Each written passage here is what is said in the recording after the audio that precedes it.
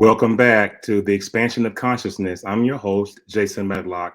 Um, we continue to have just great guests coming on, week after week, only to help you expand your consciousness, help you expand your inner self, the person that you always thought, the person that you always considered yourself to be. That's what expanding your consciousness is. Understanding key concepts to move you ahead financially, move you ahead in your spiritual walk, move you ahead in the way you want to live your life. Today, I'm very excited. We have a spectacular guest, author, coach, just a young lady who really understands how her journey in her spiritual walk has led her to massive income and has also moved her in a way where she's coaching and teaching others and has become an author as well. Um, but the point is, stay tuned. This is going to be absolutely awesome.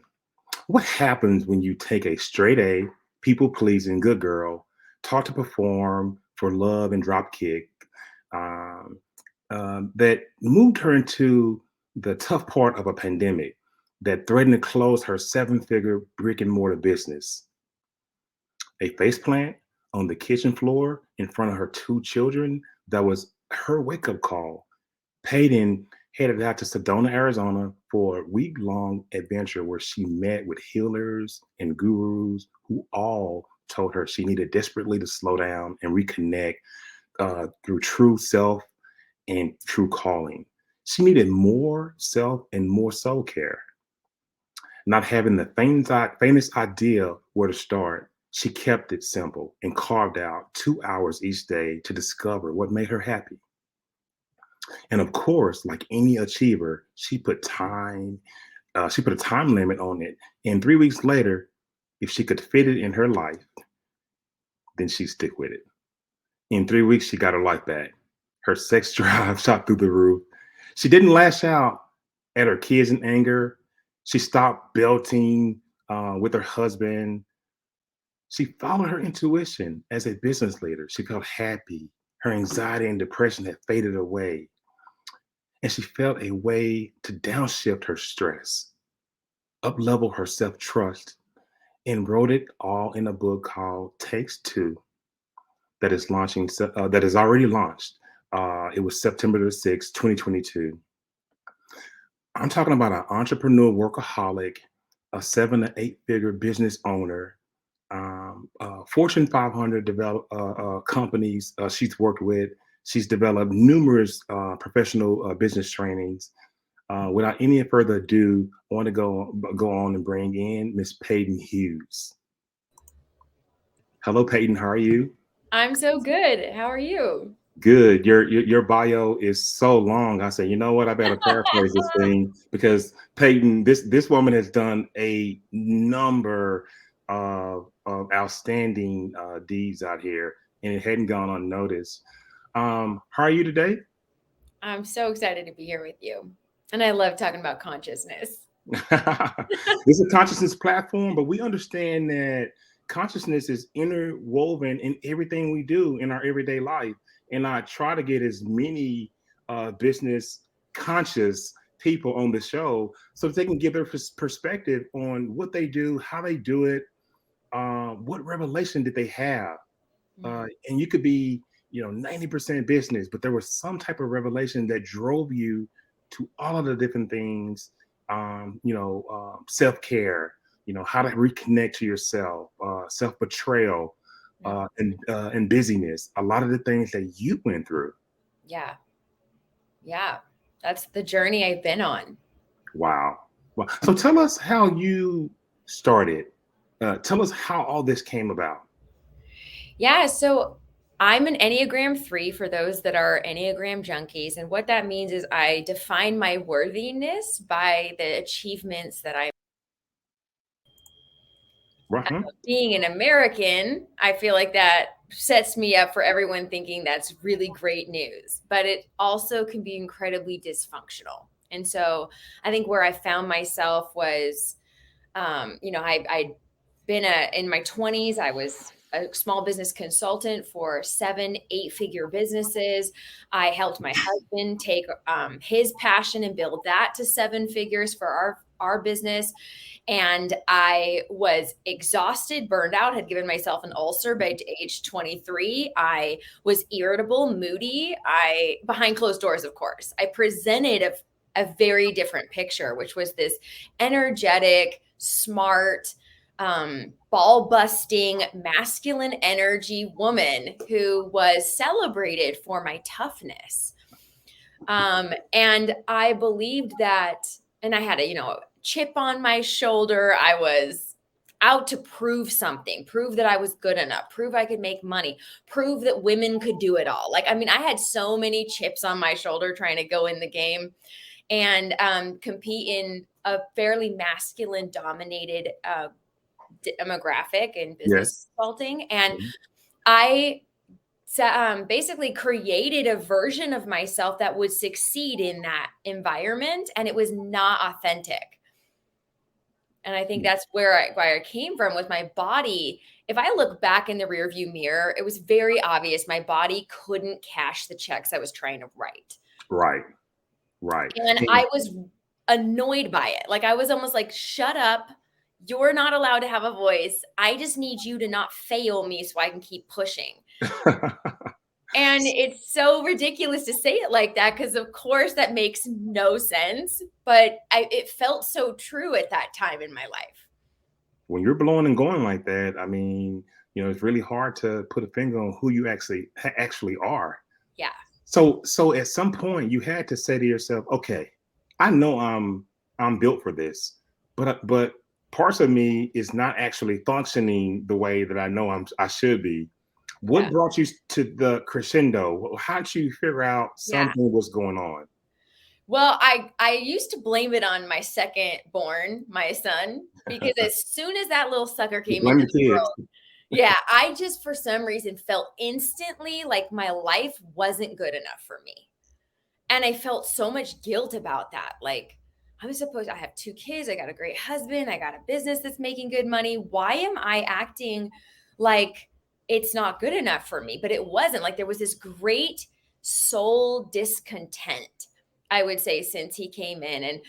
And I've heard it say that children can activate really powerful energies in their moms, but that energy felt really negative to me. All of a sudden, I didn't feel like I was in the right job. I wasn't doing the right thing. Nothing that I did was making any sense for me.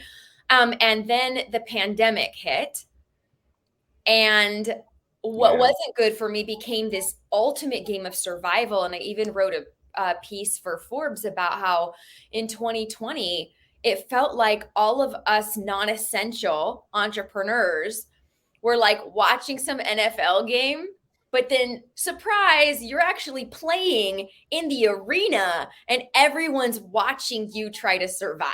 And so Yes. instead of attending this event as an entrepreneur, you're actually going to be the one in the spotlight fighting for your survival, and everyone's watching you. And I crashed and burned so hard trying to saving the business, keeping everyone employed, not putting anyone on unemployment, trying to live my values as an entrepreneur and be a mom and stay married, all these things that are just so stressful. A major juggle that probably a lot of men don't really realize, but that is a major juggle. It is. And then and then being the default parent, and then managing, people testing positive and negative and trying to save our business. And I was in total denial that I was having stress in my life. If anyone would have asked me, this is how disassociated I was from my body and my soul, was if anyone would have asked me, I would have said, I'm fine. I would have actually viewed myself as some kind of inspirational role model at a time when I was truly depleting myself to the point where I face planted in the middle of the day from chronic stress in front of my 2 small children, and I couldn't move my body for half an hour. Wow. And that was to date my lowest moment and got my full attention. So you had that revolution, and typically when you have any type of stress or any type of depression or anxiety, there's typically a number of other things that's an oil spill in the life. Stress is the top lining issue. Were there any other things that were pulling at you that you said, you know what, this has got to stop? You know. Yeah. I ended up going to Sedona on what's called a soul adventure, meeting with some healers after that epic face plant. And I basically realized I don't care what I need to do. I can't clearly, I'm 34 years old. If my body's giving out on me, like, what do I have to look forward to here? This is, and Right. I'm a borderline hypochondriac. So I think that I mean, that really shook me. And so I went to Sedona, not even knowing the answer to that question, truly. Hmm. I don't know that I was even that tuned in. And so after going through some incredible somatic healing experiences or just beautiful like Yes. coach breakthrough moments and Yes. them telling me, Paden, like, let's get to the childhood wound here. And I'm like, there's a childhood wound? And Oh apparently, yes. You, like, yes, it is. You're speaking my language. Yes, it yeah, is. and we did. And I mean, basically, the Ray read me a list of all these wounds that we might have. And the one that feels like you have a visceral physical reaction to is probably the one that's home base. And the Hmm. one that I cringed at and my stomach twisted for was, I'm not good enough. Wow. And I had, After all the success yeah, and the education, the family, the kids, and then to find that I have a pain inside that I'm not good enough. How yeah. did you take that? I mean, it felt so sad and so true. And we did inner child work along with that. So then I'm like witnessing in my mind, in my Yeah. imagination, the 7-year-old version of me that is believing she's not good enough. And that from that moment on, the trajectory of that chase has been brutal. It's yielded some great results for sure. People will be impressed with, but internally, it was a devastating awareness Mm. that that had been running the show because you want to believe that your success is connected to your mission, your purpose, your power, your heart, and to recognize that your success has actually been rooted in a deep wound and dysfunction is a real wake up call. But the upward swing motion of finding it, analyzing it, Yeah. bringing it forth, Yeah. and moving it out is astonishing, isn't it? It was incredibly beautiful and powerful. Yes. And probably one of the first experiences I really had was self-compassion. So then that was this awareness of just how hard I was on myself, Hmm. how much I pushed myself, how much I never cheered for myself, how much I never was kind to myself. And that was this sad but healing moment to realize, at the end of the day, the only person you have in your life that you wake up every day with, that is with you through every felt experience is you. And if you don't have a good relationship with you, that's miserable. Yes. I tell clients of mine, talk to your body, talk Yeah. to yourself because you can hear you. And Yeah. it's not something crazy to do. You No, can actually hear you and you can actually direct you. You can heal yourself. There are a lot of things you can do. And you can reprogram your mind to be one of the sharpest finance people in the world if you yeah, want to. huge. But if you can't slow down to even hear yourself, it's hard to know that that's true. And at least for me, in that moment in time, if someone would have said, you need to reconnect to yourself, I would have been like, I get that that sounds smart. How? Because I'm so literal. I was so left brain in my power. My power, I believed, was all in my head, all in my left brain. I'm a strategy queen, don't have feelings. Those don't exist because to be a badass in business, I didn't think you could be heart centered. I didn't think you could be a feeler because I didn't see feelers and heart led people over dominating the industry. You see the opposite. And so I'm trying to, like, as a, little chameleon, basically. My superpower growing up was I knew who I had to be to succeed in any room I walked into, which is kind of creepy on one hand and definitely cool on other hands. But I always knew what was required of me to win. And I would show up in that energy. So my true devastation was I didn't even know who I was anymore. Mm.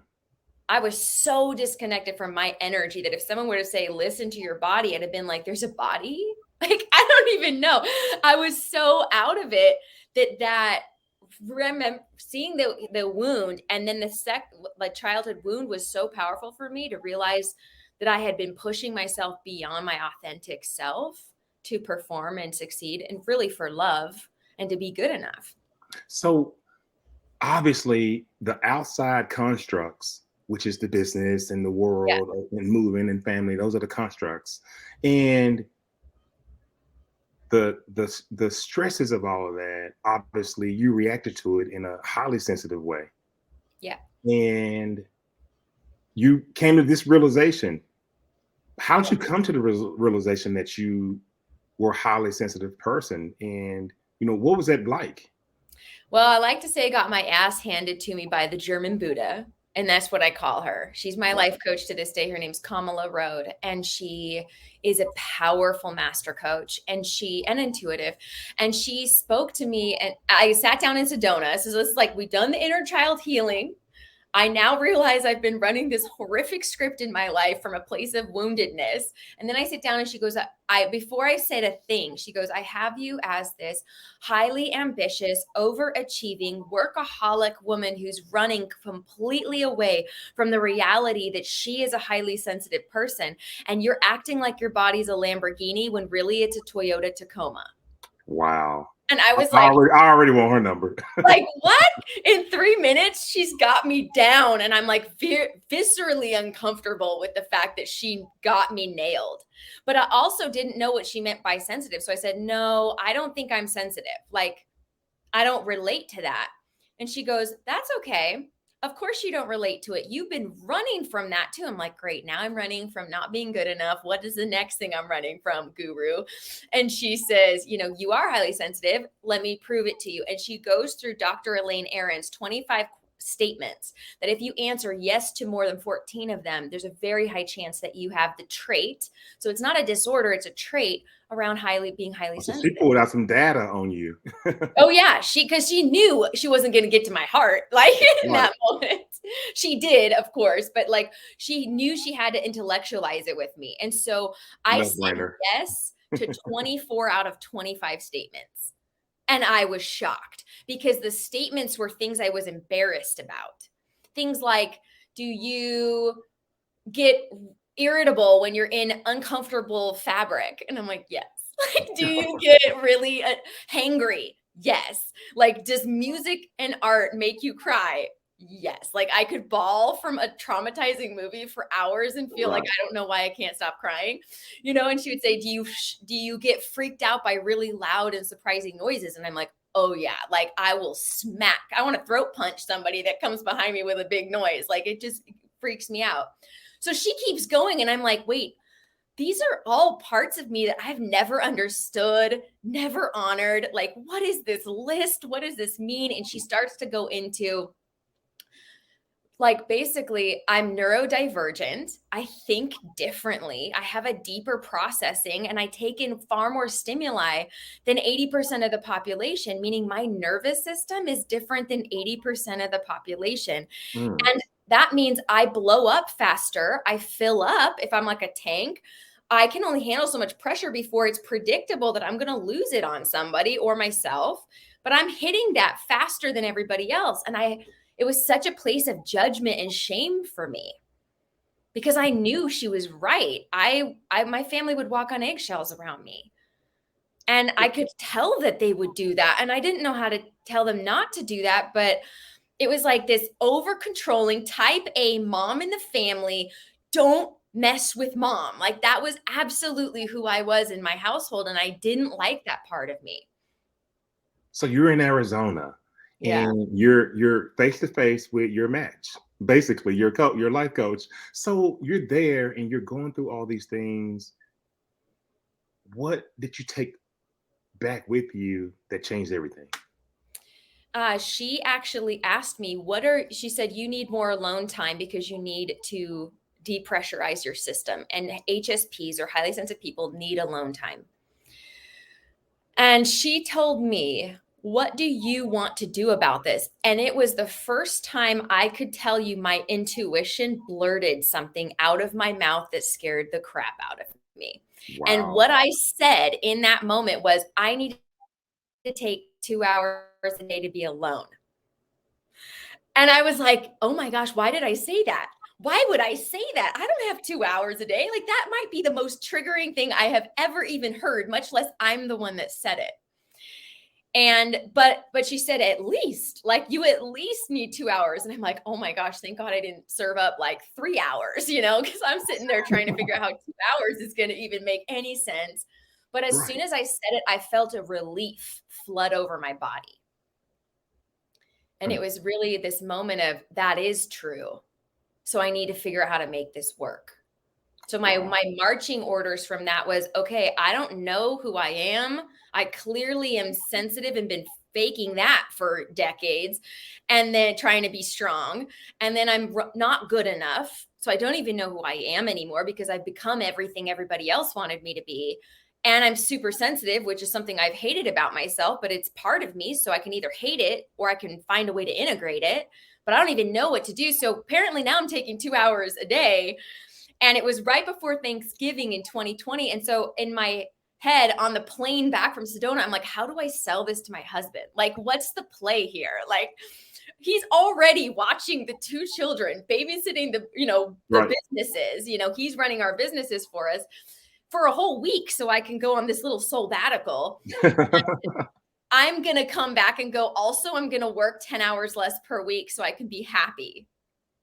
Like, that's an interesting moment. And in the plane, I'm like, how am I pitching this? Like, how am I serving this up with him? And I basically just said, okay, I'm going to give it a trial. It was right before Thanksgiving, and it's a slow time in our business. So I said, what if I just trialed it between Thanksgiving and Christmas and just saw, is that long enough to run like a test to see what would happen? And I thought, yeah, I'm pretty sure that would be good enough. And within 7 days, I remember so much changed for me. I knew I couldn't stop. Like, it was a lifeline that I didn't even know I needed. But once I got it, it was like I never realized I was thirsty. And all of a sudden I tasted water. And I was like, I can't not have this in my life. I have to figure this out. Mm. What's the hardest part of being a highly successful entrepreneur, but then on the flip side, being a highly sensitive person? The hardest part is when you're dysregulated, Hmm. um, and you're overstimulated and you're pushing yourself to stay in the game when you need to take a break. It's admitting the humanness of you. What helped me to do that was recognize how amazingly powerful I was if I honored my sensitivity. For example, the two traits that HSPs have beyond anybody else is that we are insane problem solvers. Mm. We are because it's that neurodiverse mind that, like, is like I would say is like a police detective's wall, where they're like tying string to this random fact and this clipping and this person, and like our brains are constantly collecting stimuli and connecting dots. And so when we show up in our strength to problem solve, we come up with the most crazy solutions that work. And it's what had made me successful as an entrepreneur and a consultant. But I couldn't expect myself to be on like that 10 hours a day, when really research shows us you can't get in a flow state for more than 4 hours in any 24-hour period of time. So I started to play with, what if I only worked 4 hours? Well, I'm an entrepreneur, so I have a little bit of play with that. Hmm. So I was like, what if I could get in a flow state for 4 hours a day? Like, could I replace my 8-hour workday? And why not try it? So that was one thing. The second thing is intuition. We have more mirror neurons activated. What that means is that we're able to read people and empaths, like Yes. a school of fish. Like, I love the idea of like the analogy of the school of fish, where like how do they all know how to turn together? Well, they have more mirror neurons activated as they're doing that. So I know how to, that's what my superpower was, right? Like, I could read the room and who I had to be. Like, I was basically being a fish in the school of fish, trying to like ebb and flow my way with the crowd. But when I realized that it was also connected to me having more receptivity in the insula in our brain, it was called the seat of consciousness, that I actually was more spiritual.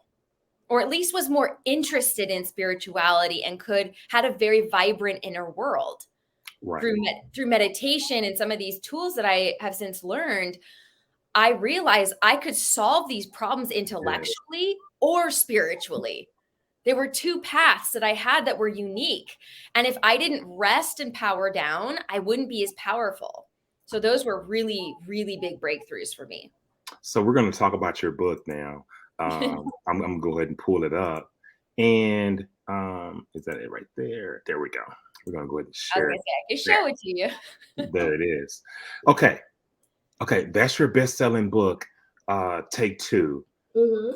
Um, how a simple daily habit increase your health, your wealth, and happiness. You also talk about taking 2 hours a day that we just talked about for self-care. So what was the hardest part of making all these changes you had to make happen? And this book, by the way, ladies and gentlemen, she is a Amazon best-selling author. Okay, you need to check out Paden Hughes. I'm telling you, check her out. But what was the hardest part of making that happen? And I'm going to include her website at the bottom, so it'll be right there if you want to go ahead and order her book. The hardest part of doing it was facing down rejection and my own mom guilt. I had a lot of mom guilt, just like walking out of my house, leaving a babysitter with my children so I could go wander in the hills and find myself. Hmm. Like that felt really, I judged myself. I came from a much more traditional background where women were moms and that was what they did. And if you were a good mom, you would be a present mother. But the problem with me as a highly sensitive mother was me being present wasn't always good. Because if I was a dysregulated version of myself, meaning I was more irritable, more unhinged, more moody, more just like my vibration was super stressful, who Yes. wants to be around that? I didn't even like that version of me. So me being a more present mom was not the answer. Me being a regulated, calm, and grounded mom was. But I couldn't do that without alone time. So for me, the hardest part was facing down my inner resistance to what I needed and then outer resistance. I got a ton of rejection and a lot of pressure from my family, from my friends, from communities going, you are about as privileged as it comes sitting over here trying to take your 2 hours every single day. Like, what are you doing? You're a joke. And it was really hard for me because I'd been a people pleaser my whole life. Yes.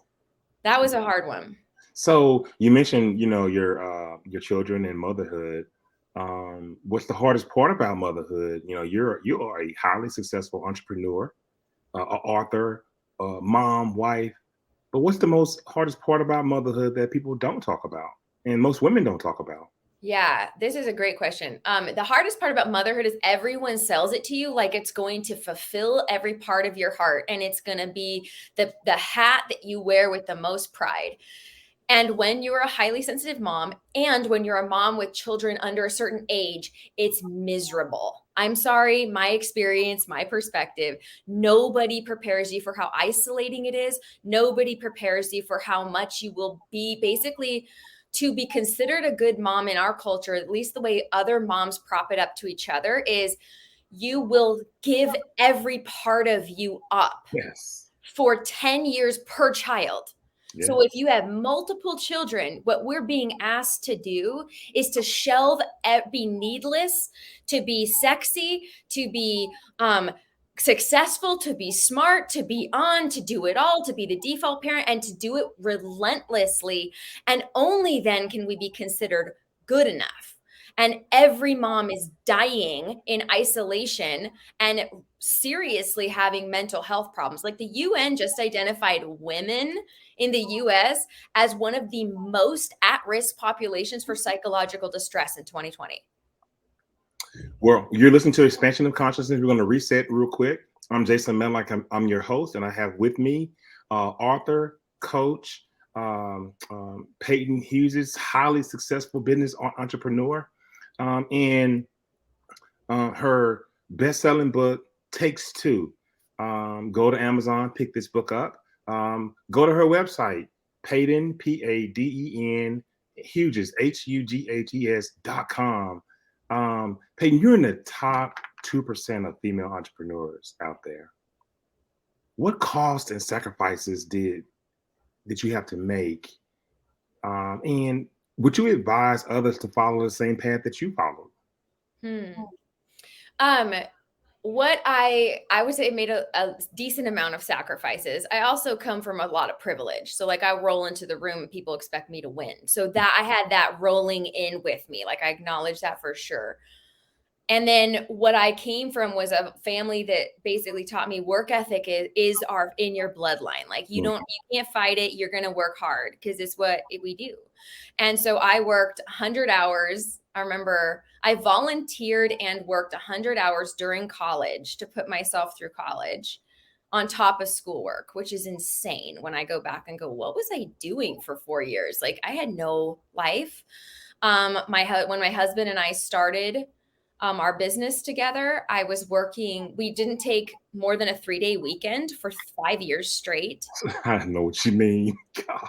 We together, I think, made $50,000 for the first 6 years through our business together in California. That's below poverty line. So Right. there was that.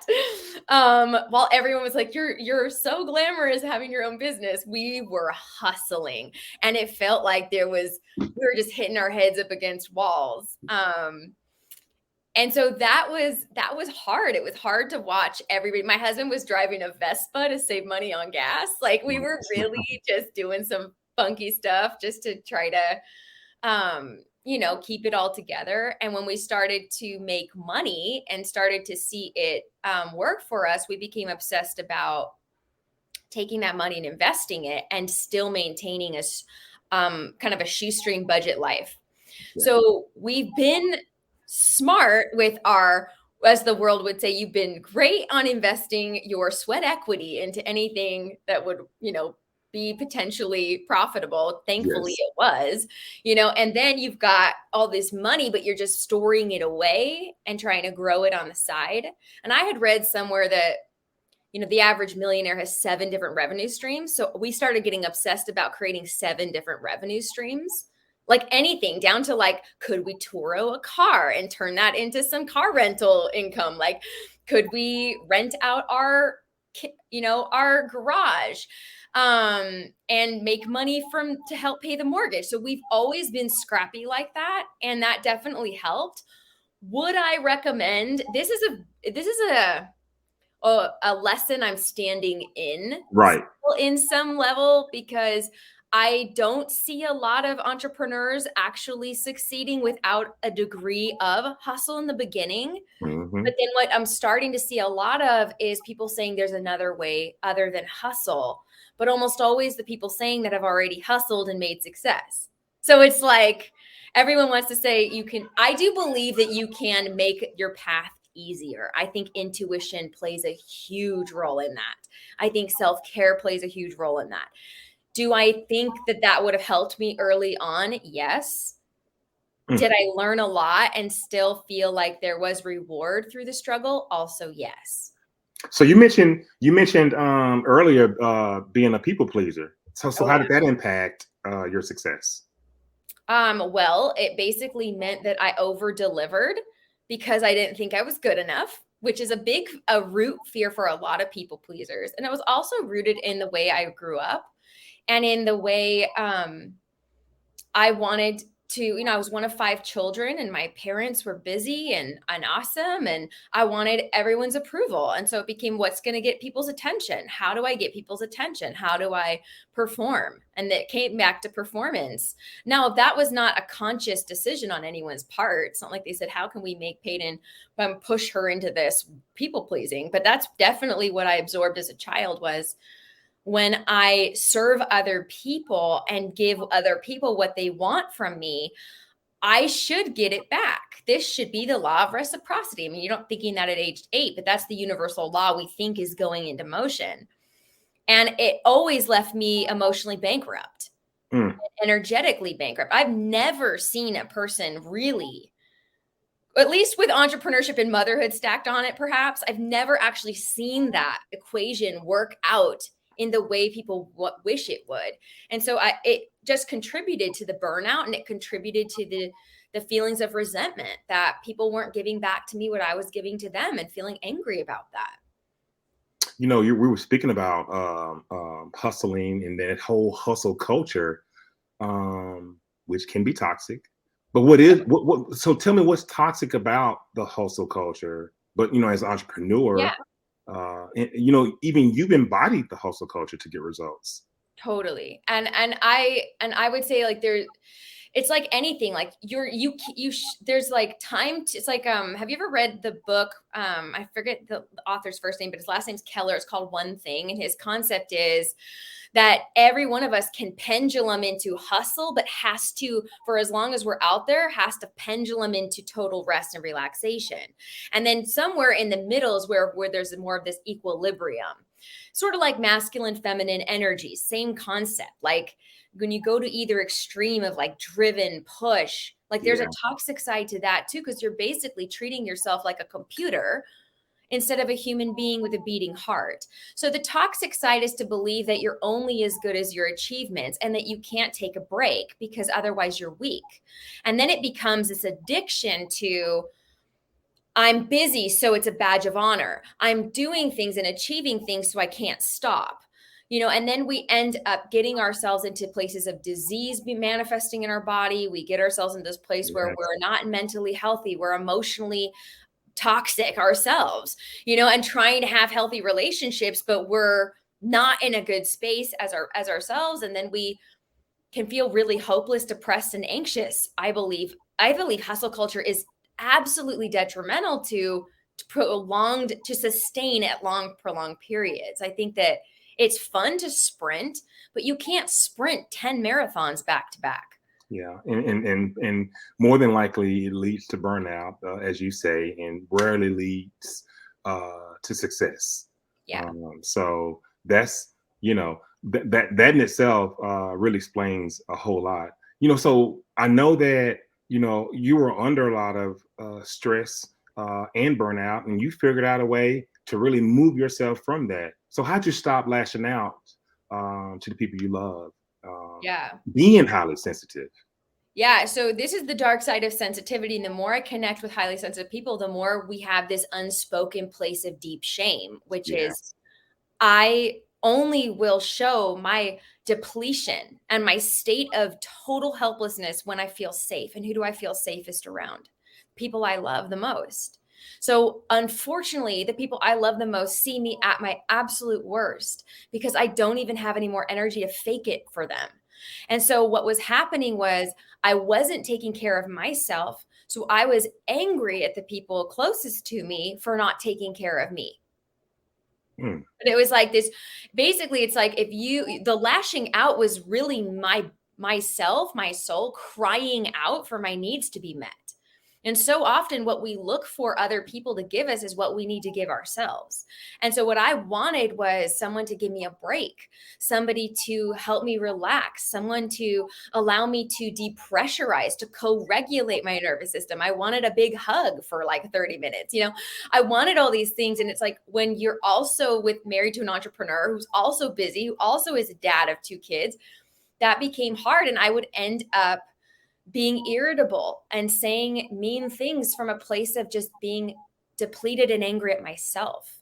But I was in a full victim consciousness, and I was quicker to blame him than I was to take ownership for anything.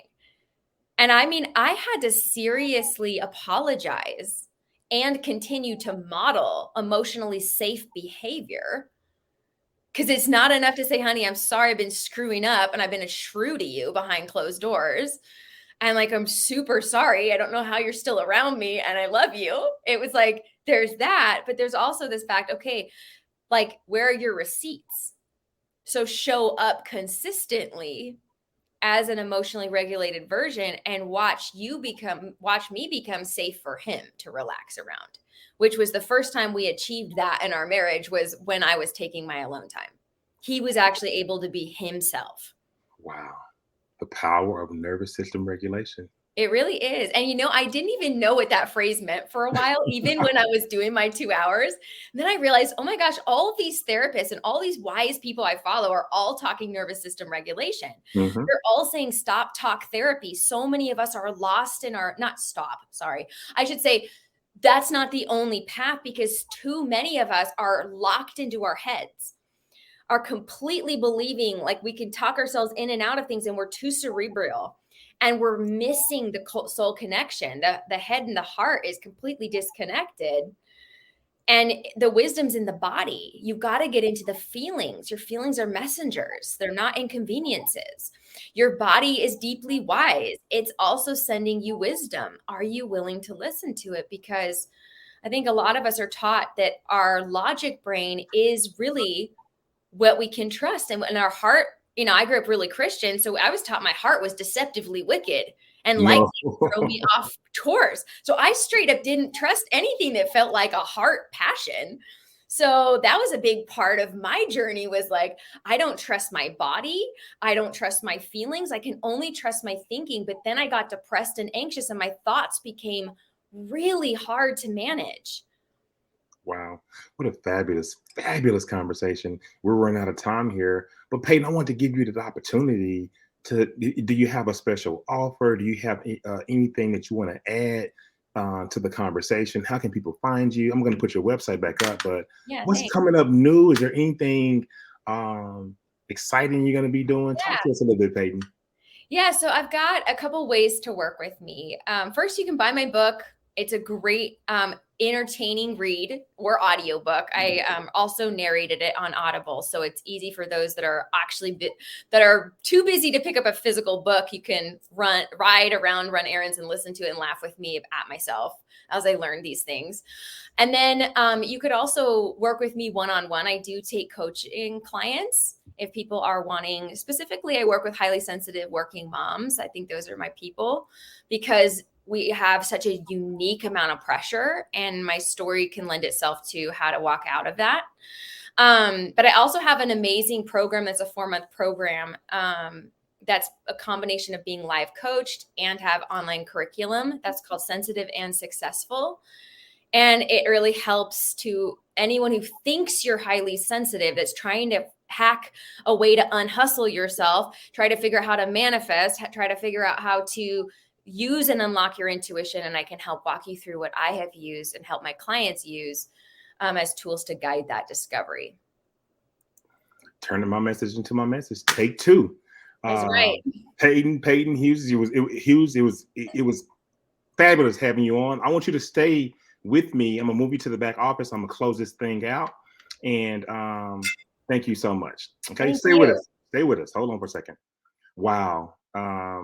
The story of a fabulous executive mom, 7-figure entrepreneur, speaker, podcaster, best-selling author. What more can you ask of a professional woman who has to take care of her family and take care of kids as well, and then run a business? But to find out, to have a revelation that you are sensitive, and to have the revelation that you're not good enough. But the key is to be able to fight back through it, to identify the issues, to identify the problems. And that's why we do this show. And I specifically wanted Peyton to come on because of her background in business. And many of you, just because you found a path for your awakening, or you may have already arrived at your awakening, most of us still work and we have professional careers. In blending those careers with your self help in your worth, in your health and wellness, is very important. I want to thank you guys for joining us for another fabulous talk on expansion of consciousness. And we thank Paden, and you guys support Paden.